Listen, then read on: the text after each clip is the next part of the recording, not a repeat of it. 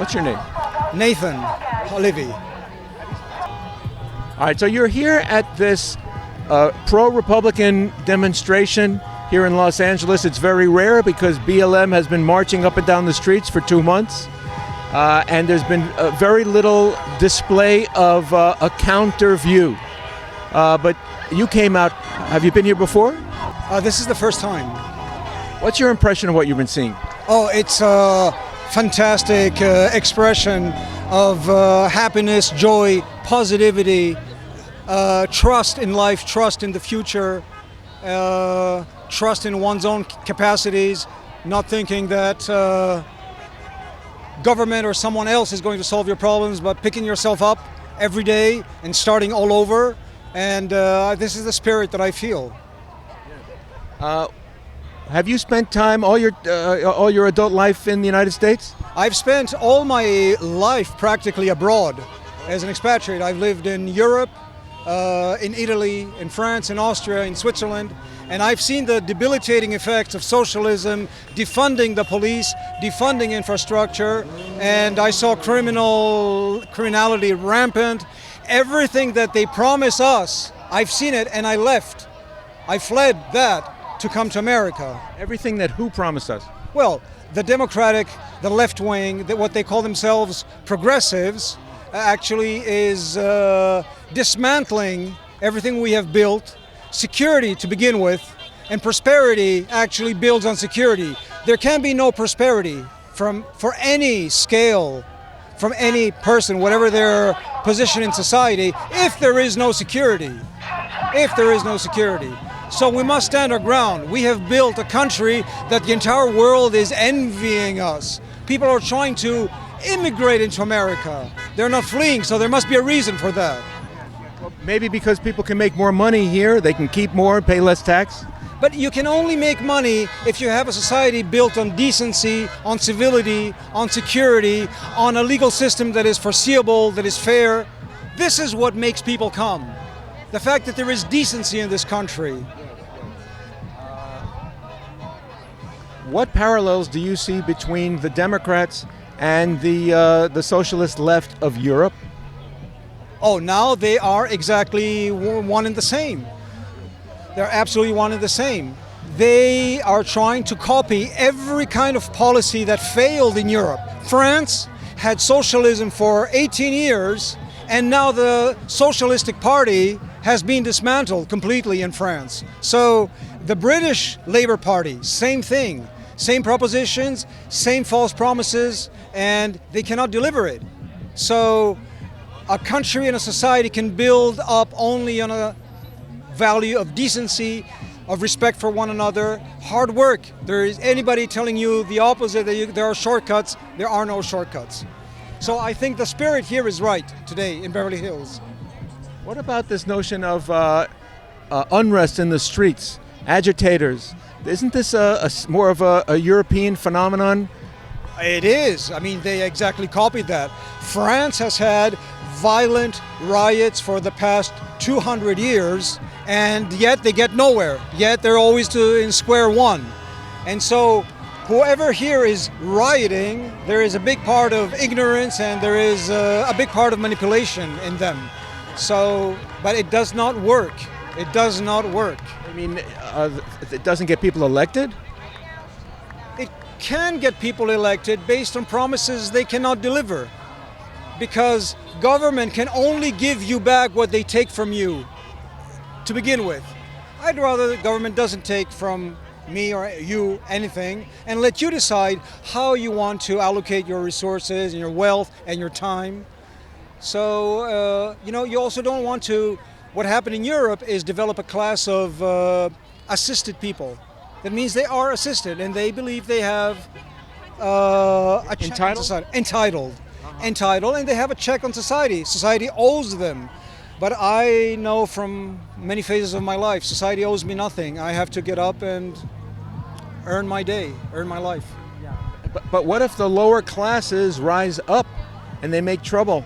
And they have a large voting influence. Well, the lower classes in the sense of the poor class can only rise up I mean, nobody can rise up by pulling down whoever is a bit higher up. If you are poor, you're not going to get out of poverty by pulling down the rich. It happened nowhere. Not in Soviet Union, not in France, not in China. But you have to let the poor classes work hard enough and get the way to come up. But you don't step up by pulling down those who are above you at this moment in their life. What about the police being asked to not prosecute? If the police do not prosecute, if the police do not run after criminality, it is a message given to the criminal gangs. We have a free territory. I saw it with my own eyes in Switzerland, in France. If the police do not prosecute, the ones who get the message are the gangs and the gangbangers. There is no other way. And then what happens at that stage, the poor people are the ones suffering. The poor people who cannot pay for private security are the ones exposed to gang life. So we need to have a police that is fair. And having compared the police of California, Los Angeles or Beverly Hills with what I have seen in France and elsewhere, they are very professional. They're tough, but they're professional here in Beverly Hills. Beverly Hills, but it's a small area, and Los Angeles County is huge. It is. But overall, they are facing a situation where they have to keep order and security for every working person. It's not only a manifesto to go after a criminal. It's to protect and deter and to help those who have to get up every morning and who do not have a private bodyguard. So we need the police. The police is actually the bodyguard of the poor people. Now, the left-wing politicians, Labour in England, they gain power by exploiting guilt of the middle class and upper class about the welfare of the poor. And in fact, in Europe, they brought in many immigrants from Eastern Europe. They brought in immigrants from North Africa, from the Middle East, from Turkey, tremendous.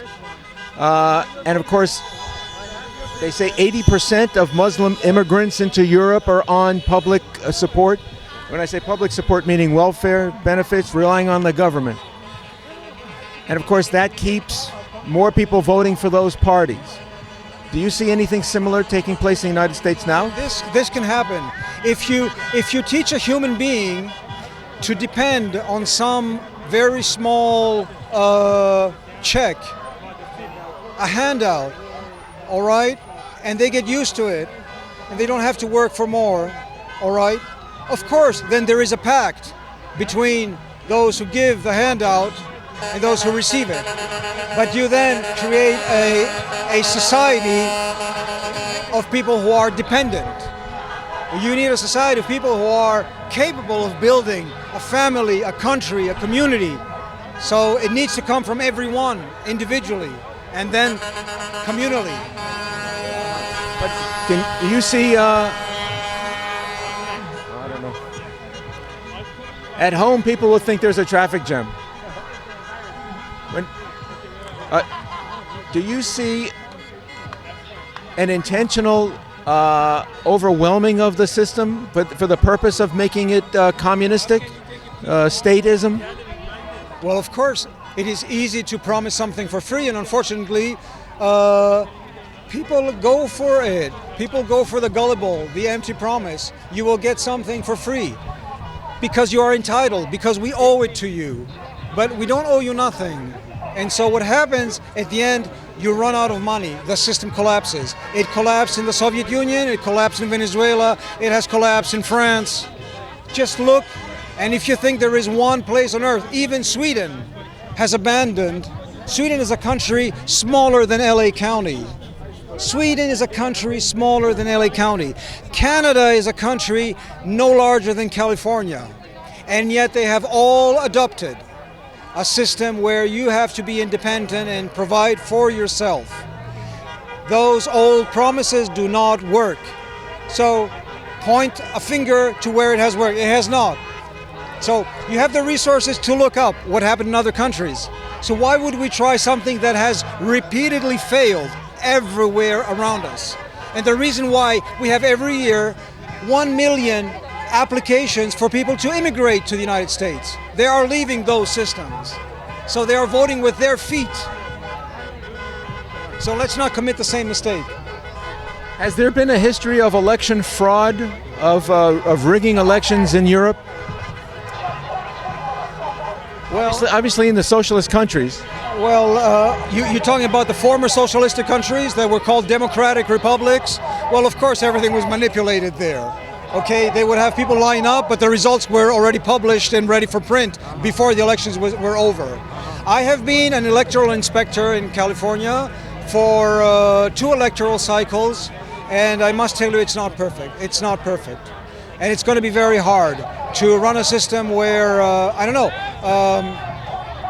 there are many problems. It would take another interview, but we have many problems of running a ballot counting, a verification of the ballot on the scale of a state like California and of a country of the United States. It's difficult. We have many problems to come up with a fair election. Many problems. But in Europe, yes, they've been manipulating results. I mean, this is the specialty of the Communist Party, the Democratic Republics. Every totalitarian state knows how to do it. Well, do you suppose that the Democratic Party is using its secretaries of state who are in charge of delivering the vote, that they can be co-opted into producing a desired result? As an electoral inspector, I must tell you the last link of the electoral process I have no control over. I can gather the ballots in a precinct, but once the ballots are taken away from me, I don't know where they go. I don't know how they are counted. I have never seen television cameras at the counting central location. So I don't know what is going on. I don't know. Do you have fears? I do. What do you fear now? Well, I fear that once a one-party system, we have a one-party system in LA County, for instance, or in California, well then you have no way to audit. You have no way to audit if the ballot was done properly. The same way you have no way to audit the city budgets, the state budgets, the utility budgets. No one is auditing anything. And so this is the problem. If you run a private company, you're going to be audited 5 times by an acquisition partner, by your CPAs. In the state organizations, nobody is auditing anything because nobody has the time. Nobody is taking their responsibility. So we do have a problem, institutional problem. If there's a challenge to the election, there's a challenge on the part of Democrats, or that the president claims that there's that it's not an honest result.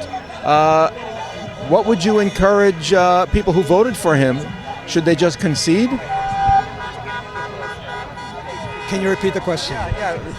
Should Republican voters or people who voted for to re-elect the president, if they feel that if the president claims that that the vote was misrepresented or tampered with, and Democrat leftists come out in the street to create unrest and riot, what should Republican voters do? Well, no, the Republican voters should, first of all, respect law and order. So there should be no riots. Riots should be absolutely forbidden by law enforcement. There should be no riots. And if there is a dispute, state by state, it should go to the courts, up to the Supreme Court of the United States. And it will be settled by that group. What if the left are looting and pillaging? They will loot and pillage no matter what. So they must be stopped. They must be stopped before it just blows off. Nothing justifies looting, destruction of private property, destruction of other people's properties, other people's cars. People who worked maybe for years to be able to get to where they are. You have no right to do that. So no looting. And law enforcement in every one of our 50 states should prohibit and repress looting, rioting, and violence. Absolutely. If the National Guard gets called in by the president, do you feel that the media can be trusted to report it impartially? I mean, the media now in the United States is an agent of one party, the Democratic Party. Basically, they are doing what the Pravda used to do in the Soviet Union. So it has been a laughing stock. The media are a laughing stock. They think people are listening, but I can see people in the street and in the city. They do not listen to the media. They are listening to themselves. They are in a bubble. I think that the media in America, unfortunately, has become a laughing stock and has become exactly what I have seen when I went to Czechoslovakia, when it was behind the Iron Curtain, when it was Pravda in the Soviet Union. It's just a mouthpiece of propaganda day after day. Unrelented propaganda. So at the end, it's a joke. It's a joke. No, we cannot trust the media. Have they lost credibility? In my eyes, they have lost credibility, and in my entourage, they have.